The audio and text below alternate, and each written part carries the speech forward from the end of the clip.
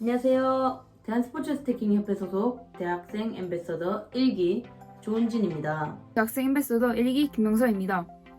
2021년 3월 1일 WSSA에서 5세대 타이머 도를 공식적으로 발표하며 한국에서는 8월부터 정식 출시를 했는데요. 아직 스태커 분들의 많은 혼란이 예상되어 저희 앰베서더들이 5세대 타이머 소개 영상을 준비해보았습니다. 오늘은 젠5 타이머에 대해서 소개를 한번 해보도록 하겠습니다.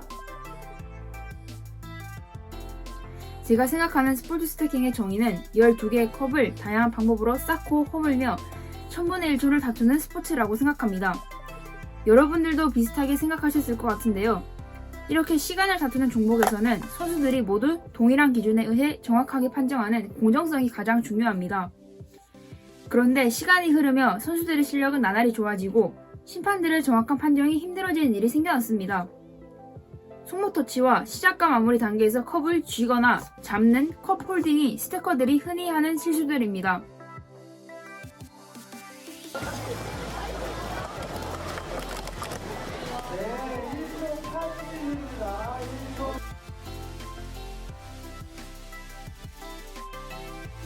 좋은 실력을 가지고 있는 현역 선수들도 짧은 시간 안에 끝나는 스태킹의 손목터치를 찾아내기는 쉽지 않습니다.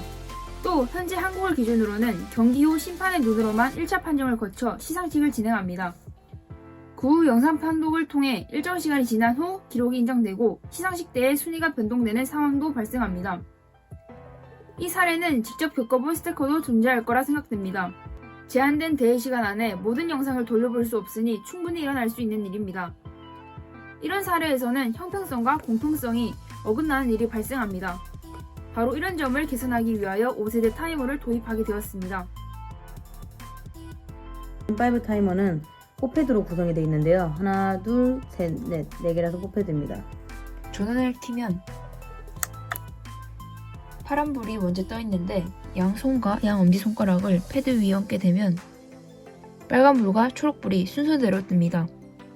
그 후 이제 패드에서 손을 떼면 시작이 됩니다. 멈출 때도 2개만 잡는 게 아니라 4군데 다 잡아야지 타이머가 멈추게 됩니다. 첫 번째는 가장 중요한 이슈인 포패드입니다. 4세대는 두 손만 올리면 됐었지만 이제는 양손과 두 엄지손가락이 패드 위에 올라가야 하는 포패드입니다. 젠5 타이머는요, 포패드로 이루어져 있지만 투패드로도 사용할 수 있다는 거 알고 계셨나요? 투패드로 사용할 때는 리셋 버튼 반쯤을 꾹 눌러주시면 노란불이 뜨면서 투패드로 바뀌게 됩니다. 네, 이렇게 사용도 할 수 있고요. 다시 바꾸려면 다시 리셋 버튼 반쯤을 꾹 눌러주면 파란불로 바뀌면서 투패드로 바뀌게 됩니다. 세 번째는 리셋 버튼의 작동 시간입니다. 기존 4세대와 달리 5세대에서는 리셋 버튼을 더 오래 눌러주어야 합니다.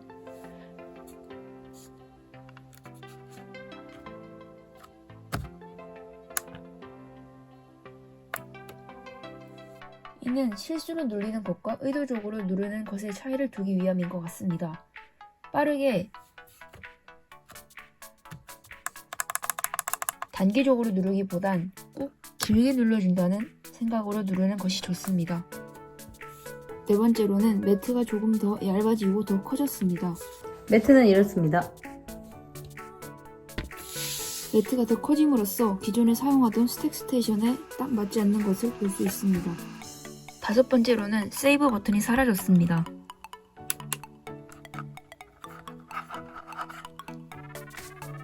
여섯 번째로는 타이머의 탈부착 방법이 바뀌었습니다. 이전에는 타이머를 두고 옆으로 당겨 고정했지만 기존에 있던 젠4의 슬라이드 방식과는 다르게 그대로 위에 올린 다음에 꾹 누르면 들어갑니다. 뗄 때도 이렇게 뺄 수 있습니다. 일곱 번째로는 4세대와 5세대가 호환이 불가합니다. 기존에 사용하던 4세대 매트에 5세대의 타이머를 부착할 수 없다는 이야기입니다.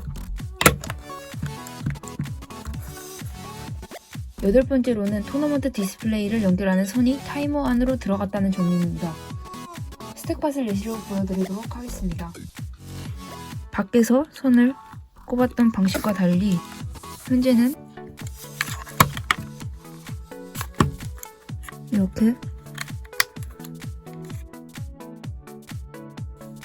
기존의 대회를 참가해보면 연결선이 빠져서 토너먼트 디스플레이에 기록이 뜨지 않는 경우가 자주 발생했습니다. 그래서 심판분들이 다시 연결선을 끼워주는 상황을 자주 볼 수 있었는데 이 점을 보완하고자 이렇게 바뀐 것 같습니다. 마지막으로는 LED 불이 변했습니다. 기존 4세대에서는 LED 불이 켜지지 않은 상태에서 패드 위에 손을 올리면 두 군데에서 빨간색, 초록색 순서로 떴습니다. 하지만 5세대 타이머에서는 한 군데에서만 패드에 손을 떼지 않아도 파란불이 뜨고 패드에 손을 올리면 빨간, 초록불이 순서대로 변하게 되는데 손을 대지 않아도 파란불이 뜨는 점이 시작한 것으로 생각되어 굉장히 헷갈립니다. 젠5 대회 영상을 많이 찾아보았는데 타이머가 시작되지 않은 상태로 시작하는 스태커들을 보아 이 점을 주의해야 할 것 같습니다. 그럼 본격적으로 젠5 타이머를 사용해 보도록 하겠습니다.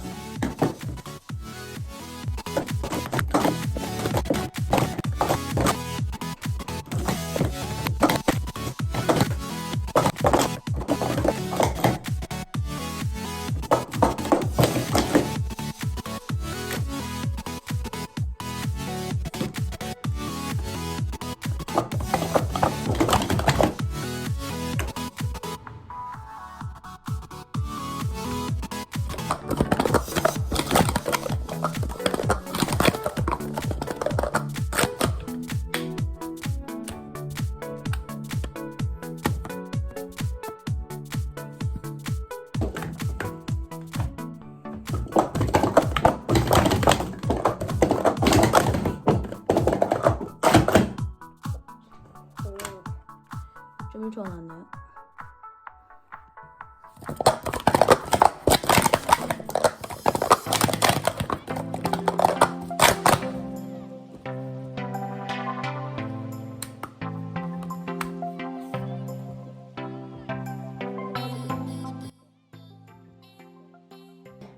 제가 젠5 타이머를 사용해 보았는데요.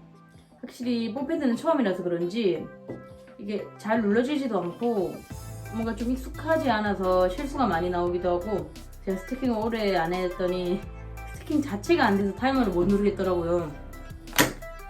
하지만 손목 터치하고 처음에 컵을 쥐고 시작하는 거, 종료할 때 컵을 쥐고 있는 거, 이거는 정확하게 개선이 될 수 있는 것 같습니다. 하지만 이 타이머를 잘 하기 위해서는 엄청난 노력이 필요할 것 같습니다. 기록 판정에 대한 공정성과 형평성 부분은 개선이 엄청나게 될 것이라 생각됩니다. 하지만 기록 단축까지의 스태커들의 노력이 정말 많이 필요할 것 같습니다. 이렇게 새롭게 출시된 젠5 타이머가 공인 기록 측정용으로 사용되기 때문에 대회에서는 젠5 타이머를 사용하게 될 것입니다. 하지만 젠4 타이머를 사용하지 못한다는 것은 아닙니다. 집에서 연습할 때나 취미생활로 즐기시는 분들은 젠4 타이머, 젠5 타이머 아무거나 상관없이 사용하실 수 있습니다. 하지만 공인 기록을 측정할 때는 젠5 타이머를 사용해야 합니다. 첫 번째는 가장 중요한 영상들을 많이 보자입니다. 저도 이 영상을 제작하기 위해 정말 많은 영상을 보았는데 5세대 사용 영상들을 많이 보면서 어떤 점이 자주 발생하는 실수인지, 이럴 땐 어떻게 대처해야 할지를 영상을 보며 파악하는 것이 가장 중요합니다. 두 번째로는 스타일 변화가 생길 테니 빨리 자신에게 맞는 스타일 찾기입니다. 기존 많은 스태커들은 왼손을 첫 번째 3스택에 가까이 붙여서 왼쪽부터 쌓는 방법을 많이 이용해 왔습니다. 하지만 5세대를 사용하게 되면 이렇게 가까이에서 시작할 수 없게 되어 많은 스태커들이 불편함을 느낄 것입니다. 그렇기 때문에 하루빨리 자신에게 맞는 5세대 타이머 스타일을 찾는 스태커가 유리할 것입니다. 세 번째로는 슬립벨과 마무리 주의입니다. 풋패드로 바뀌었기 때문에 마무리가 정말 힘듭니다. 그중 가장 잘 나오는 실수는 슬립벨이라 예상이 되고, 마무리에만 집중하다 보면 컵이 쌓이지 않는 일이 발생할 수 있습니다. 그렇기 때문에 엄청난 연습이 필요할 것 같습니다.